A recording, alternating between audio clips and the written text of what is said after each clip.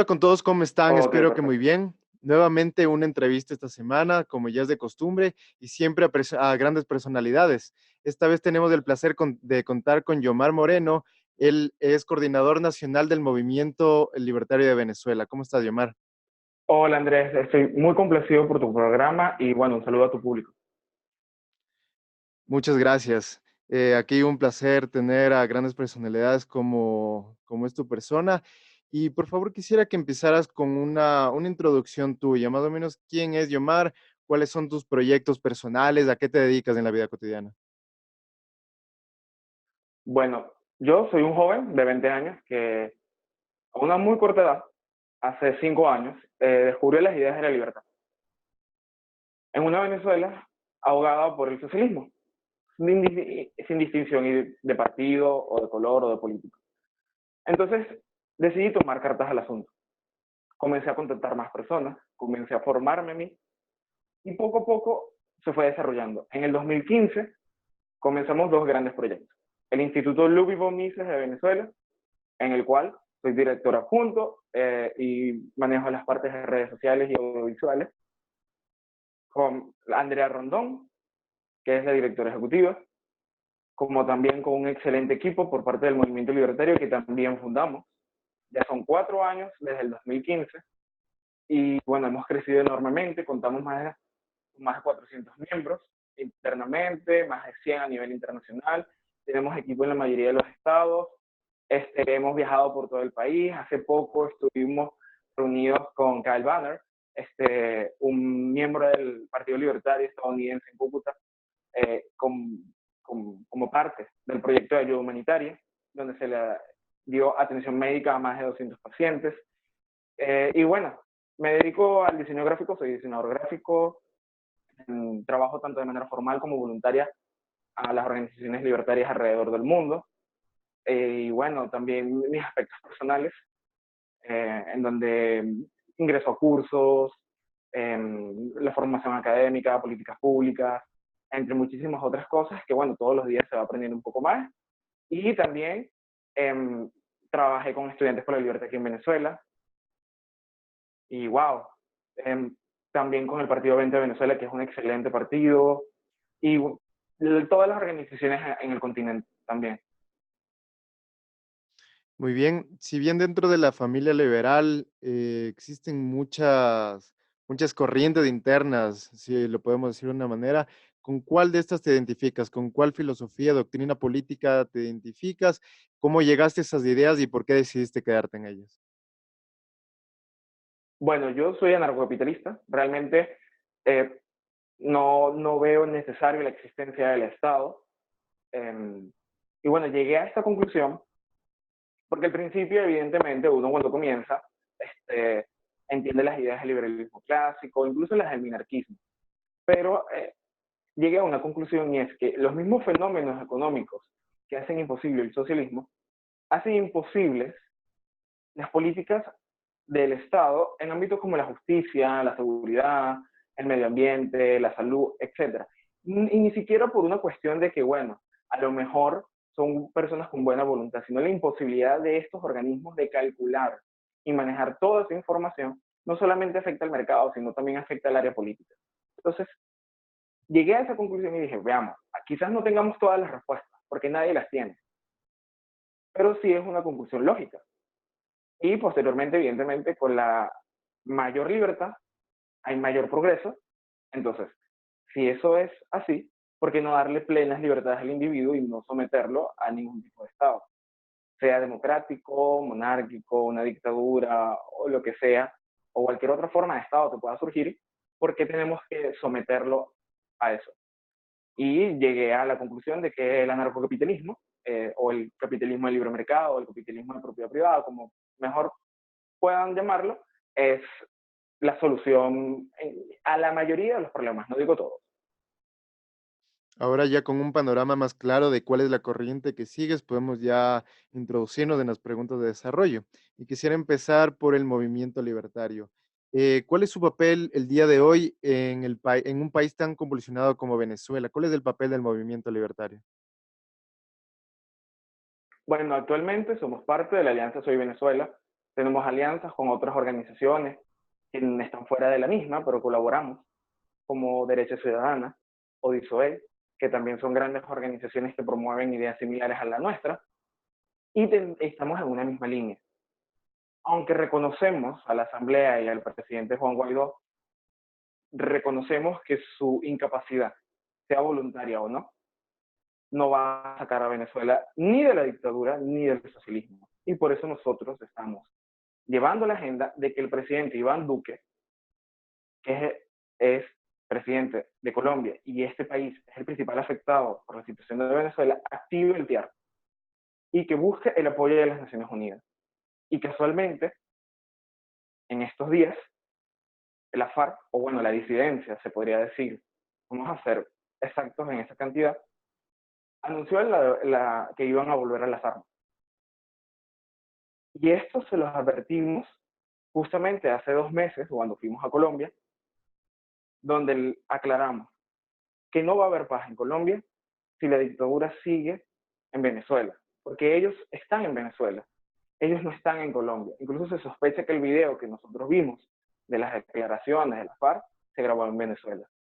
Entonces, el presidente Duque tiene que entender que si Colombia quiere sobrevivir, tiene que acabar con la dictadura de Maduro y tiene que pedir el apoyo internacional.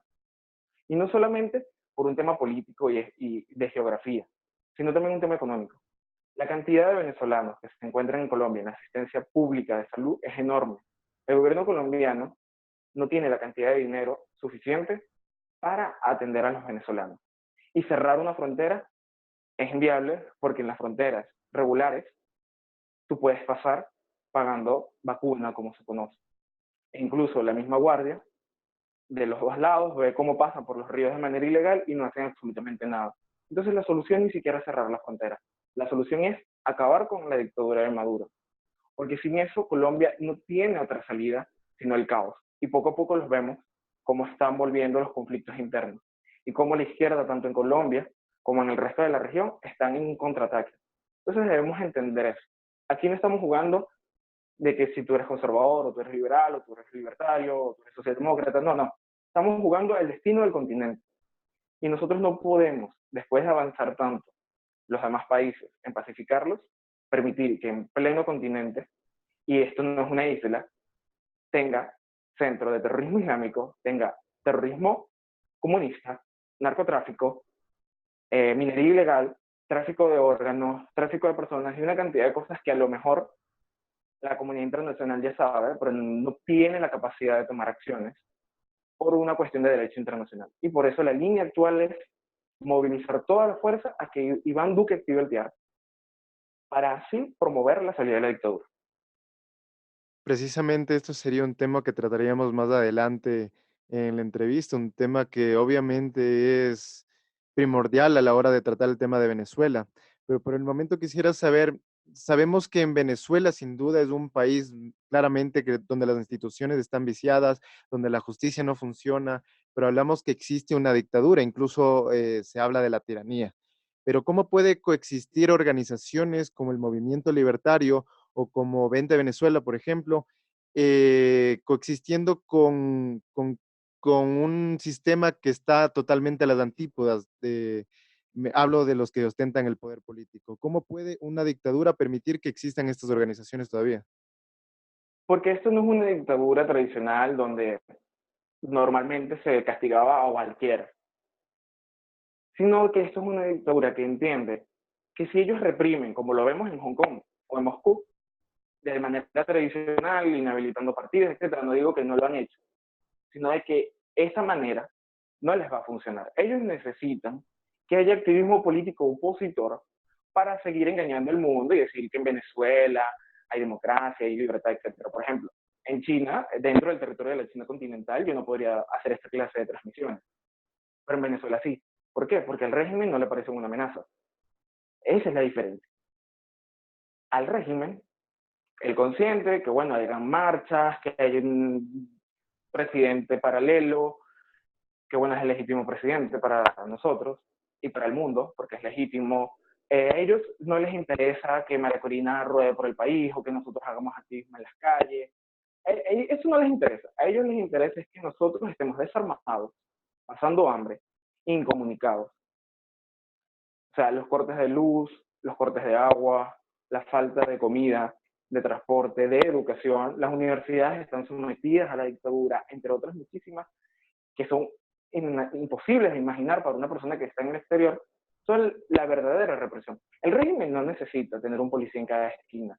Lo que necesita es una población que está pendiente de sobrevivir y no de resistir. Porque una población que muere de hambre no tiene la capacidad ni siquiera física, no digamos la voluntad, de desafiar a la dictadura. Porque la lucha en la calle contra la dictadura no solamente es una cuestión de convicción, sino un tema logístico. Tú necesitas comida, agua, transporte y días en la calle. Algo que el régimen se ha encargado de desaparecer.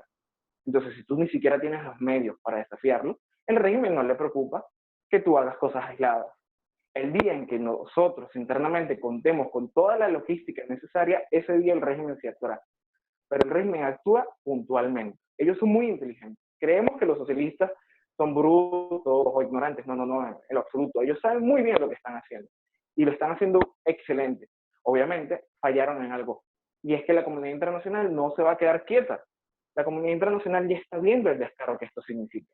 Y por eso el día de hoy tenemos a toda la región y a prácticamente todo Occidente reconociendo a Juan Guaidó, sea inútil o no, por voluntad, y luchando contra la dictadura. Precisamente. Ahora bien, según los datos externos, porque obviamente la tiranía no nos va a proporcionar datos y en el caso de que lo haga no serían muy confiables, que digamos, el sueldo mínimo en Venezuela Exacto. para el día de hoy se sumen $2.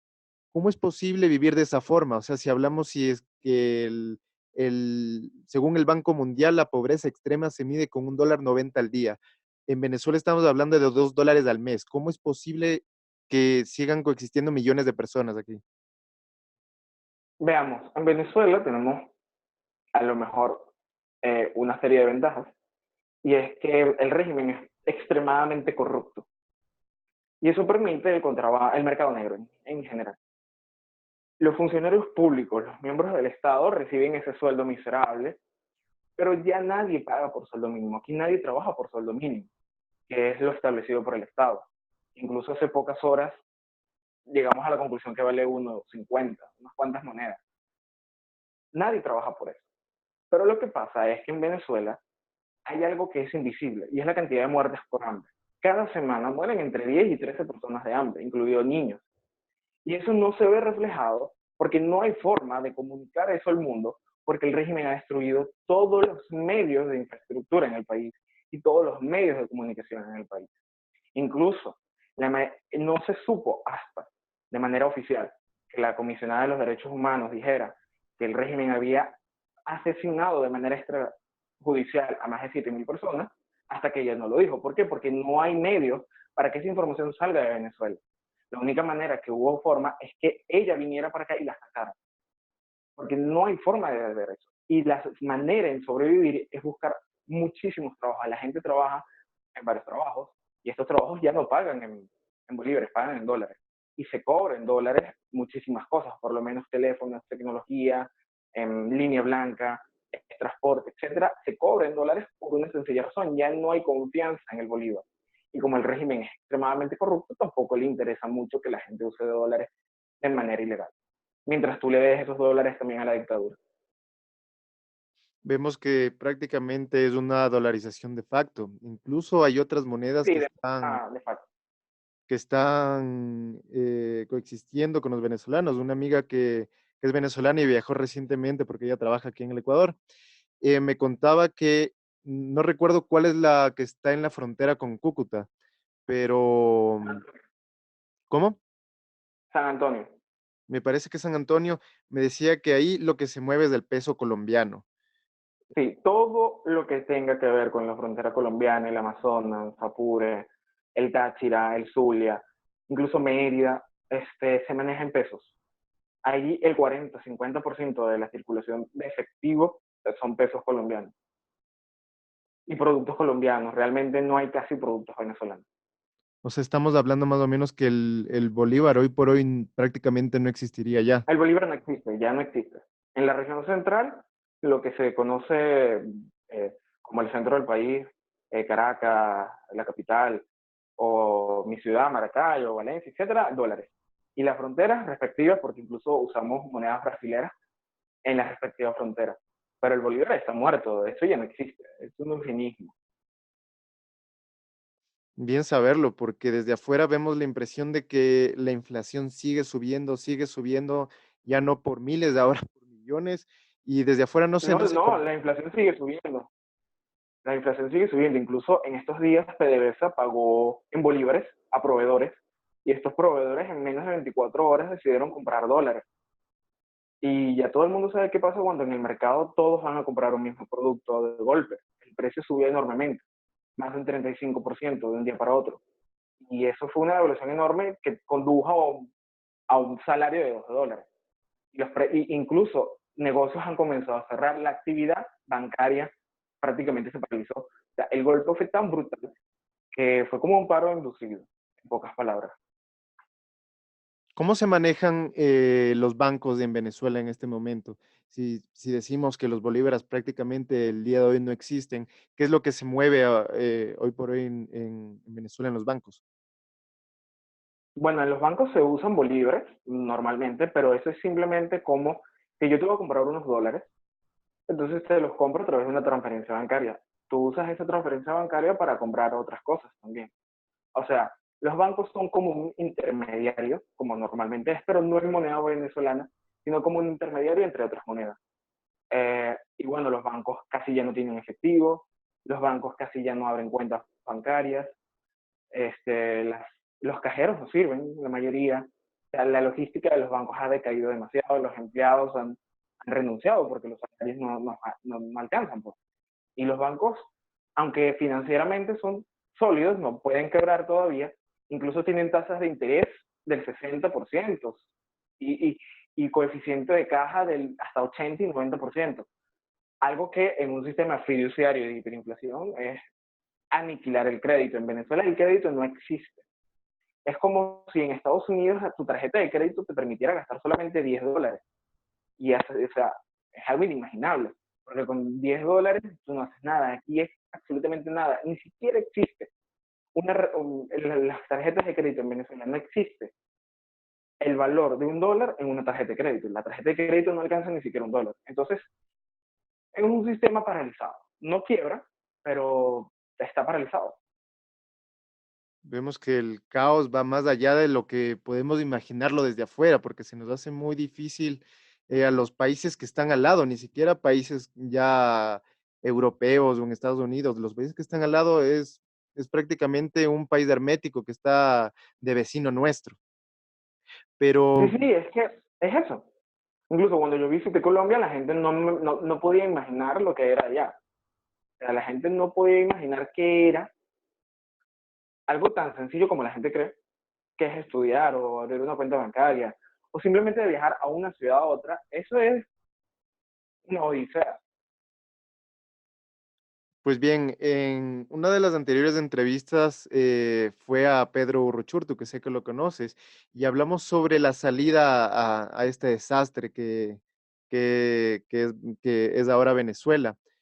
Pero yo le mencioné sobre una intervención, y él me dijo que hoy por hoy Venezuela ya está intervenida, porque podemos ver Sí, sí, sí. tranquilamente a milicias cubanas, rusas, chinas, tranquilamente por las calles de Venezuela. Pero ahora te pregunto a ti, ¿por dónde crees que debe ir la salida a este desastre? A ver, la salida simplemente de la dictadura tiene que venir de una coalición internacional. ¿Por qué? Porque como dijo Pedro, estamos intervenidos.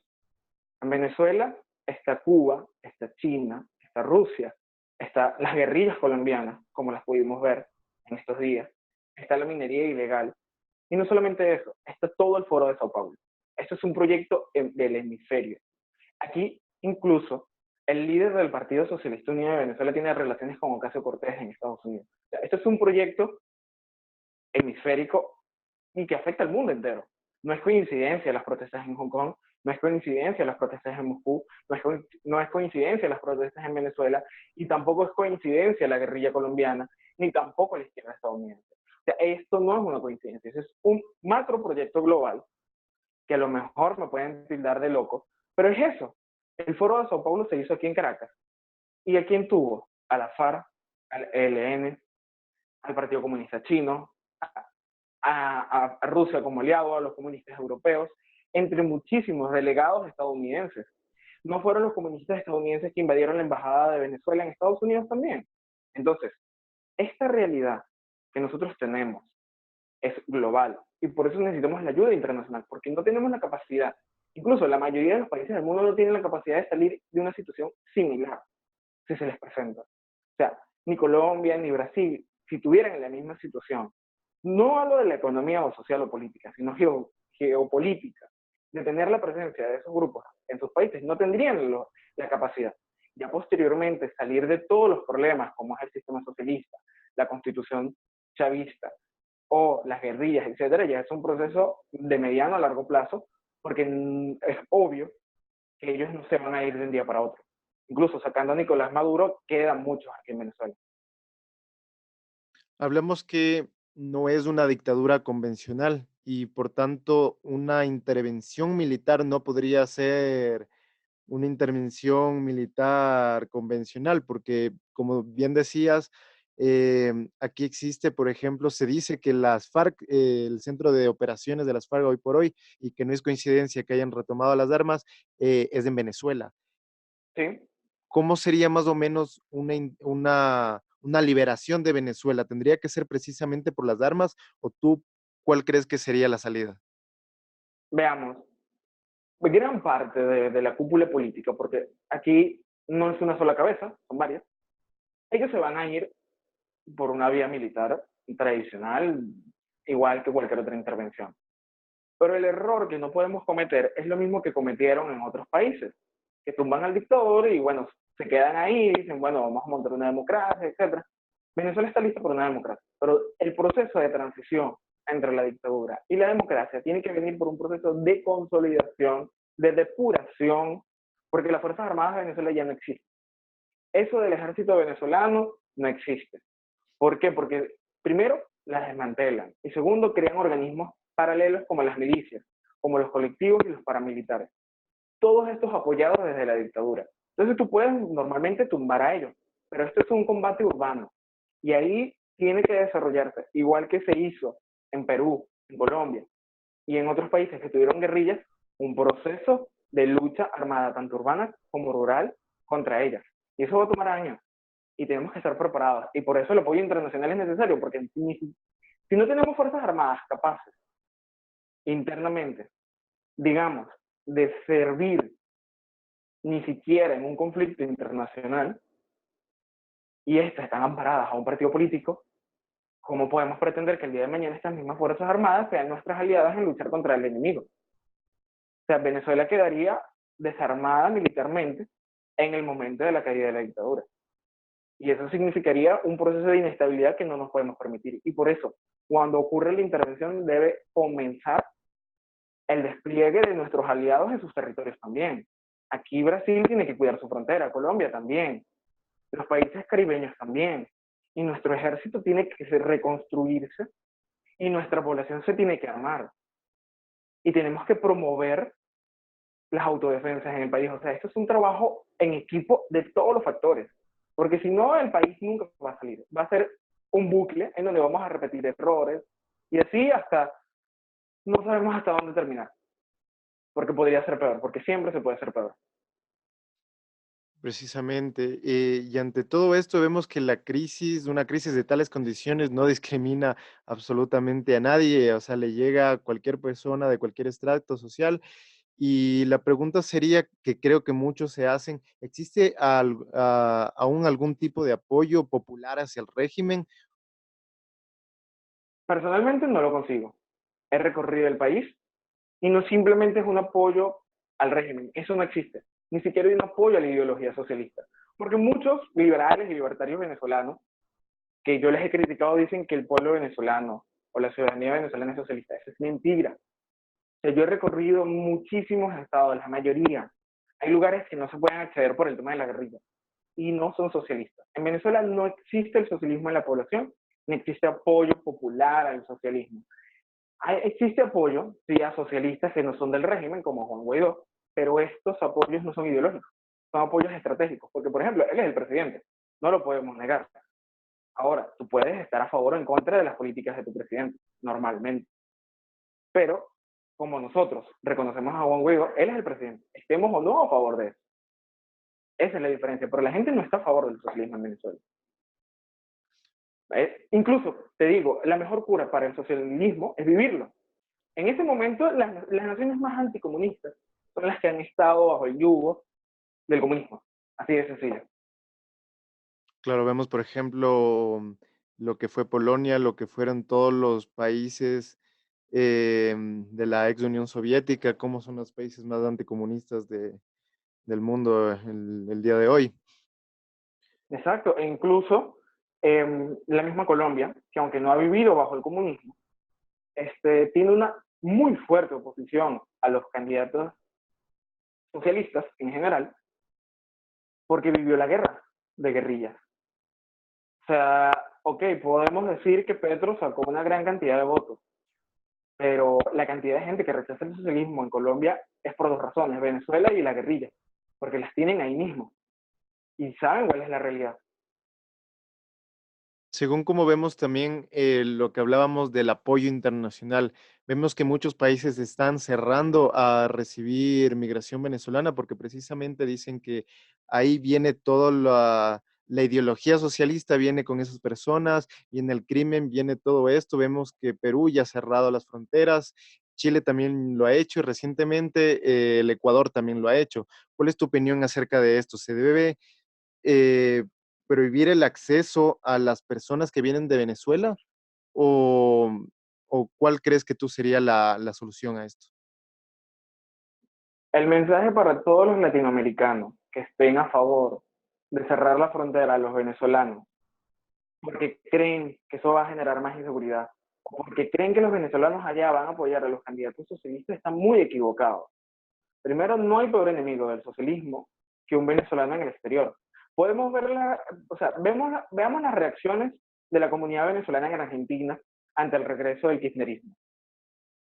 ¿Por qué no vemos el apoyo de la comunidad venezolana en Perú a los que están a favor de Fujimori? ¿Por qué no vemos cómo la población en Ecuador rechaza a Rafael Correa? Los venezolanos en Colombia, algunos han estado a favor del partido de la FARC o de Gustavo Petro de manera exorbitante, ¿no? Incluso en Venezuela se quiere mucho al presidente Uribe, y por encima de todos. Incluso la mayoría de los venezolanos rechazan a Juan Manuel Santos. Entonces, esa comunidad venezolana en el exterior no va a votar por la izquierda.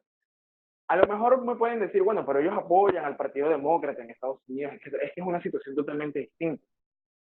Ellos están votando por el Partido Demócrata por un tema de migración, que es lo que les interesa. Y si ustedes terminan tomando esa decisión de cerrar fronteras, si alguien de izquierda les propone abrir las fronteras, van a ir con ellos. Porque el venezolano va a cruzar esa frontera. Vimos en Ecuador como alguien se suicidó. Y vimos que ya están haciendo trochas, que son los caminos ilegales en Ecuador. Entonces no hay opción.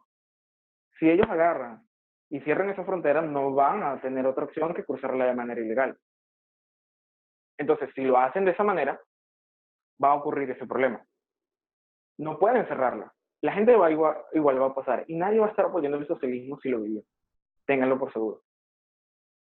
Vemos que precisamente se agravaría la forma en la que las personas comienzan a cruzar la frontera y podríamos estar creando unos problemas mayores, como sería los coyotes o ese tipo de cosas que hay en las fronteras, por ejemplo, con Estados Unidos y México, porque las personas van a seguir saliendo. Totalmente. La gente va a salir saliendo. ¿Y cómo vas a detener a 2, 3 millones de personas? ¿Cómo lo vas a hacer? A lo mejor sí, tú puedes detener a muchas, pero no es inevitable.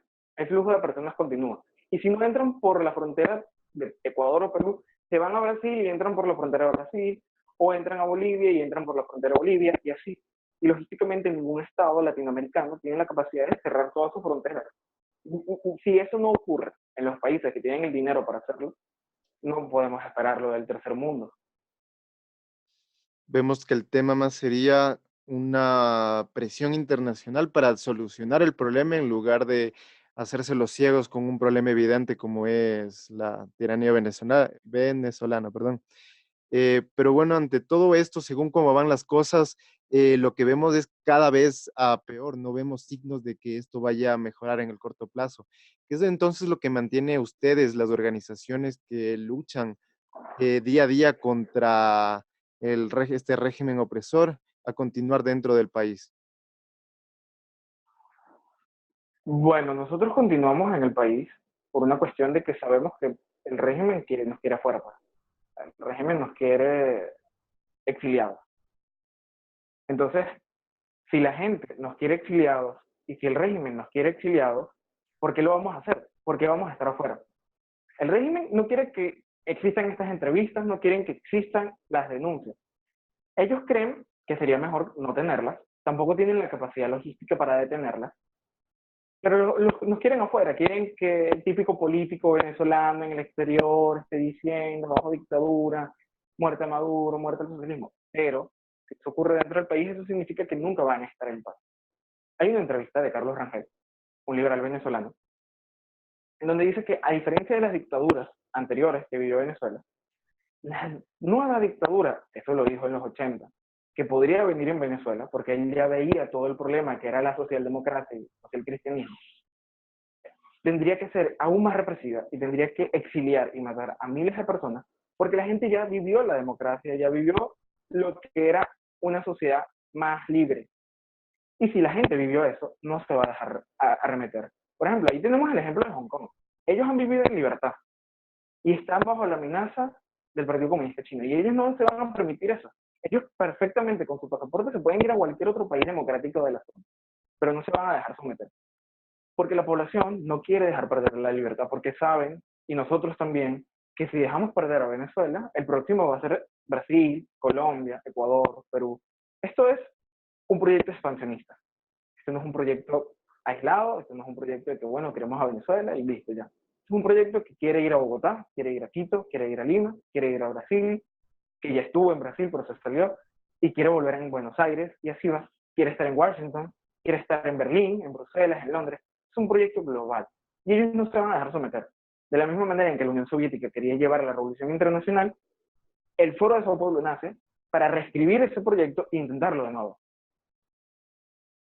Vemos que las palabras de Carlos Rangel fueron casi proféticas y vemos que en todas sus entrevistas que se filmaron a finales de los 80 ya tenía una idea de lo que podía pasar en Venezuela y no solo en Venezuela, sino en el conjunto latinoamericano.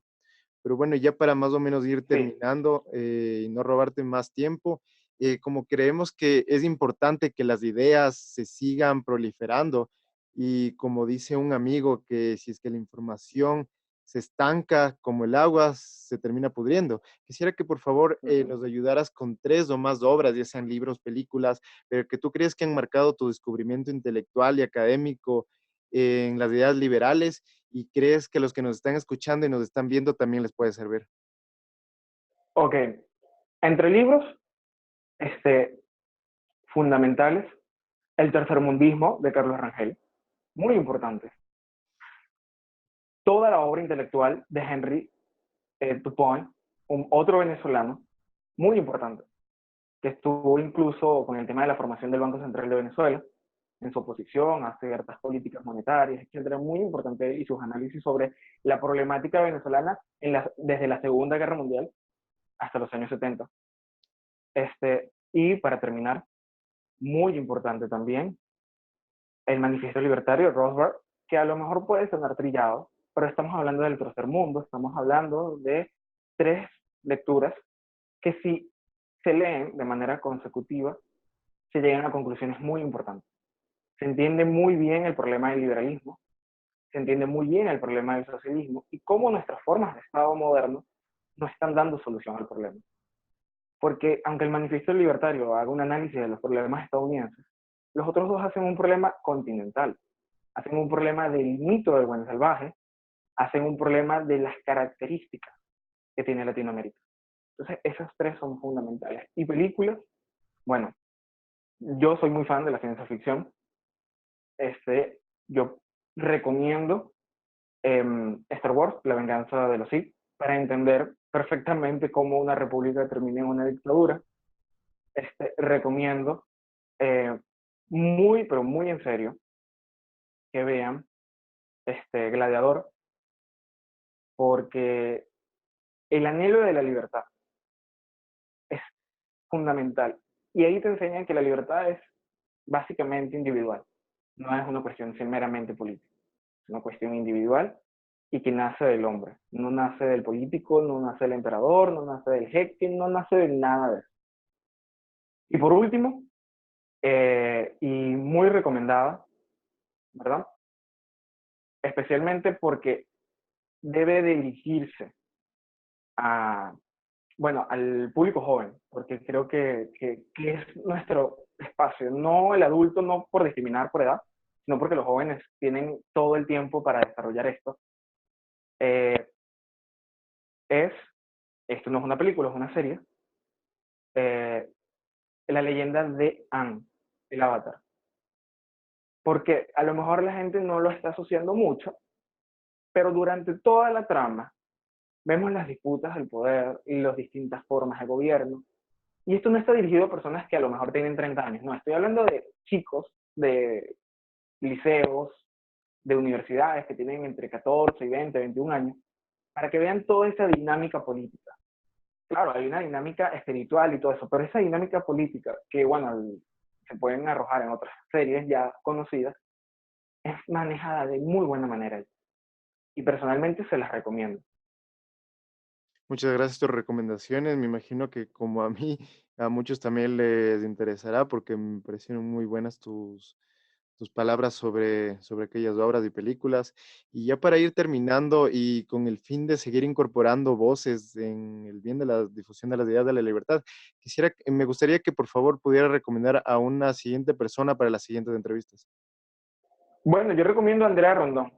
Andrea Rondón es la directora del Instituto Luis Mises, trabaja en Se dice Libertad y ha escrito obras en defensa de la propiedad privada en Venezuela, desde su comienzo, desde el primer día. Incluso el día que estamos grabando ocurrió uno de los sucesos más importantes respecto a la propiedad privada. Y es el caso de Brito, quien murió en una huelga de hambre defendiendo su propiedad privada. Perfecto, entonces me contactaré con ella para poder entrevistarla. Sí le he seguido y tiene muy buenos posts. Es increíble, Andrea. Ya la contactaré. Eso sería de todo de mi parte. No sé si tú quisieras incorporar algo, decir algo al último. Bueno, hermanos, sin distinción de raza, sexo, color o edad, la libertad es fundamental. Y yo se los digo, a lo mejor cada uno tiene su propio proyecto de vida. Pero para las personas que me están escuchando y están dispuestas a dar su vida, su juventud o lo que le queda de vida por la libertad, háganlo, no lo duden. O sea, sé que es mucho trabajo, pero les estoy hablando desde el corazón. Vale la pena cada minuto. Bueno, muchísimas gracias, Yomar. Ha sido un honor tenerte aquí en las entrevistas. Espero que puedas seguir con tu lucha y algún momento podamos continuar esta conversación ya en tiempos de libertad. Muchas gracias por acompañarnos. Eso espero. Gracias a ti. Listo, y a todos ustedes no olviden darle like, comentar y sobre todo compartirlo porque las ideas de la libertad no se van a compartir solas. Eso ha sido todo y nos vemos para la próxima.